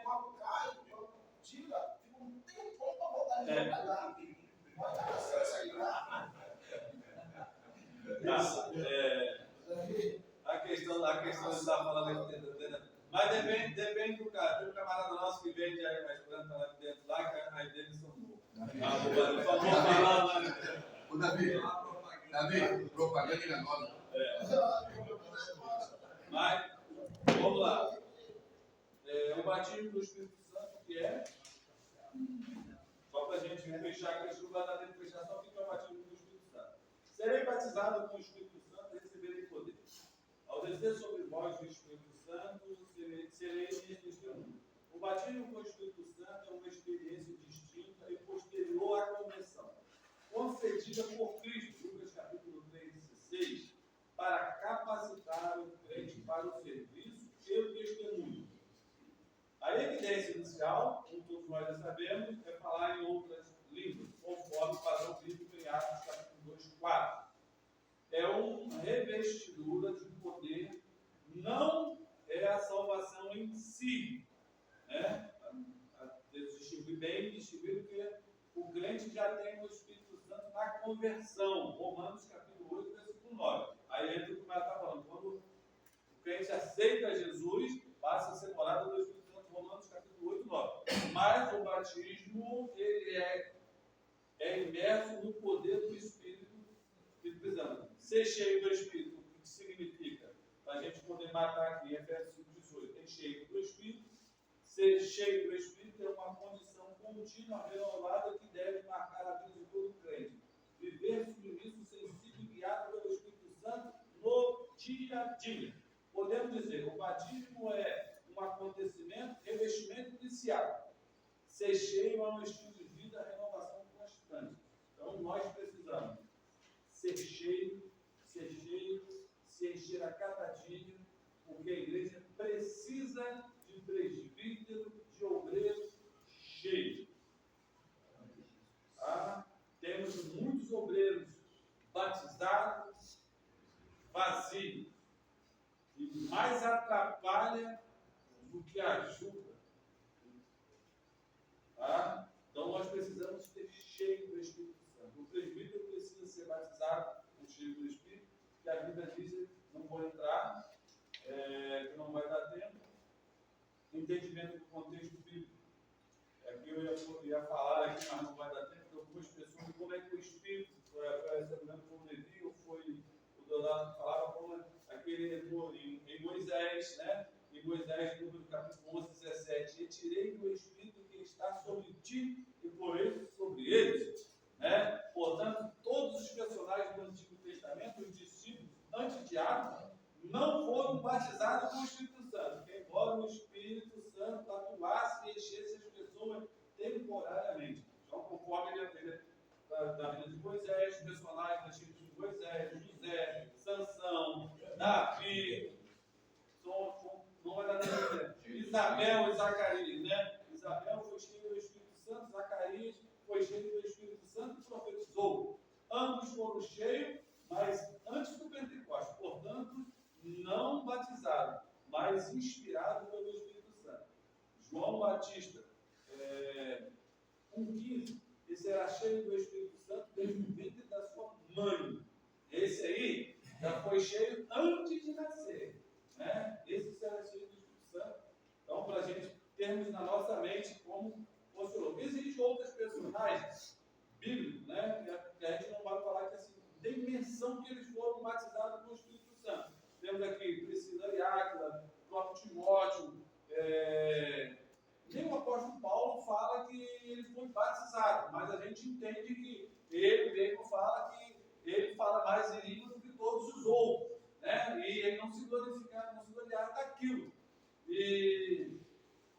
mas a gente vamos entender que ele era, né? Porque ele tinha os dons, né? Que ele tinha todos os dons, ele era uma pessoa, né, que estava ali. Mas nem sempre a Bíblia vai falar, mas a Bíblia não deixa de falar sobre a vida de Paulo, que ele, quando Ananias, né?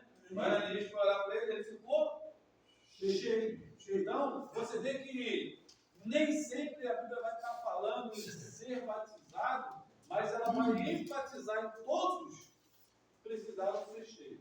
O obreiro ele precisa ser cheio. Não que ele não precisa ser batizado, mas ele precisa ser cheio. Não há um dia foi batizado, você daqui para frente você tem que cultivar, se encher todo dia. Todo dia você tem que estar numa busca constante para se encher do Espírito Santo. Porque é ele que faz toda a diferença. Os nossos cultos assembleanos, eles têm mudado. Eles têm mudado. E, infelizmente, eu vou falar uma coisa, não é que ele tem mudado para melhor, não.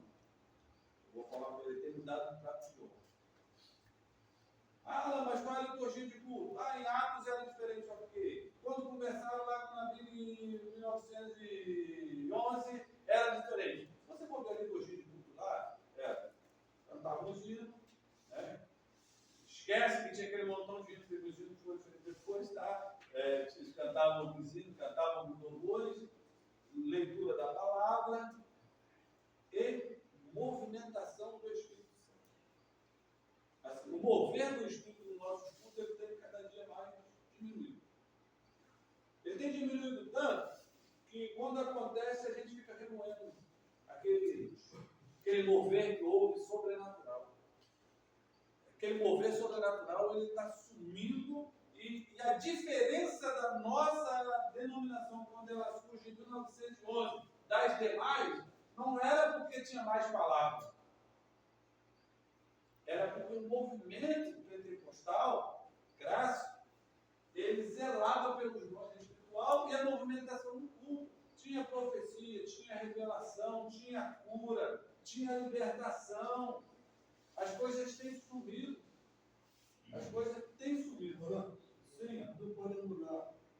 Fala em língua, não pode anular. Porque Jesus falou: ficar em Jerusalém, quem gosta já revestiu de poder de buscar o batismo do Espírito Santo. Então, ele porque não pode anular. Isso aí, falar em língua, não pode anular. Porque isso aí é uma sequência da igreja. Não pode anular falar em língua. Não, mas da onde? Eu falo, não pode. Sim. Não, então, isso que as coisas que eu estou falando, esse mover espiritual na nossa igreja, assim, tem igreja, irmão, estou falando aqui, não vou falar nome. Tem igreja que os pastores já pedem para nem ter essa movimentação. Por quê? Está sendo divulgado online, pessoas estão vendo aquele mover do Espírito, né? Pessoas profetizando, isso é um escândalo. Então, meu irmão, vou falar um negócio. Então, cancela ali o vídeo. Eu prefiro que cancela o vídeo e não filme para ninguém ver, do que o Espírito Santo não poder agir mais na igreja, porque se agir este ano com o mas o ímpio vai ver o cara falando em língua. E não vai entender. Então desliga. Ela não pode profetizar mais, porque se profetizar vai ser um escândalo, porque o cara vai ver no YouTube daqui a pouco. Então desliga, corta, vai assim, cara, corta. E deixa o mover. Então, assim, o Espírito, assim, não retém o Espírito está ficando retido nas igrejas. Pelo outro lado, os descasos espirituais que vêm acontecendo nas igrejas também têm somado para isso não acontecer. Porque se você olhar a vida daqueles camaradas como eles viviam, eles se consagravam para aquilo acontecer. Irmão, começa a se voltar para as coisas de Deus da forma que Ele quer que as coisas vão começar a acontecer. Nós, falo eu, você também, eu preciso ser referência espiritual na minha igreja. Eu preciso passar para a igreja essa espiritualidade, eu preciso passar esse mover do Espírito que está em mim para a igreja, eu tenho que contagiar, porque pega fogo pega como? Ele está molhado, pega uma lenha molhada, encosta do lado de uma lenha e está pegando fogo. Ela não vai apagar, ela vai pegar fogo também. Mas é eu que tenho que pegar e incendiar. Então o presbítero precisa incendiar a igreja, ele precisa estar apto a incendiar a igreja, viver isso. Então, mas nós vamos viver como família. Nós precisamos estar cheios, ser cheios todo dia para conseguir fazer essa mudança. Porque se nós continuarmos do ritmo que nós vamos estar aqui vivenciando e lembrando das coisas antigas. Vamos falar assim, na igreja antigamente, na igrejinha quando era aqui, e não sei o quê. O mesmo Deus de ontem é o de hoje e eternamente. Nós estamos mudando e estamos colocando a culpa que Deus não age mais. Não, nós que não estamos mais buscando para que esse povo ele venha continuar sendo. Somos nós os responsáveis. A quem ficou confiado a essa ordenança de manter o espírito aceso, de manter a doutrina. Quem é o guardião da doutrina? Quem? Os presbíteros. Nós temos a função de guardar, de manter. Mas de guardar não é falar, isso aí está errado, aquilo ali está certo. É ser o frutífero. Eu preciso ser o frutífero. Eu preciso ver, eu preciso contagiar. Então, isso que eu espero, isso que eu, assim, uma coisa eu vou falar agora. Posso confessar uma coisa para vocês? Posso confessar? Vou terminar aqui. Vou confessar uma coisa para vocês.